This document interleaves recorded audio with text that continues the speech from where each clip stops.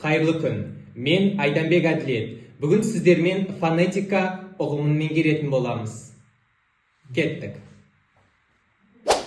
Жалпы тіл ғылымының салалары туралы айта кететін болса, фонетика, лексика, сөз жасам және грамматика. Грамматика өз ішінен морфология және синтаксисқа бөлінеді.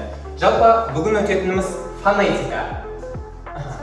Фонетика дыбыспен тығыз байланысты. Жалпы дыбысты біз естиміз және айтамыз. Көптеген оқушылар дыбыс пен әріптің айырмашылығын білмейді. Яғни дыбыс деген не және әріп деген не деп сұрақ қалсаңыздар, көбі түсінбейді.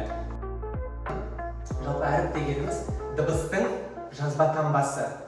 Жазба таңбасы біз әріпті жазамыз және әріпті біз көреміз. Айырмашылығы сонда.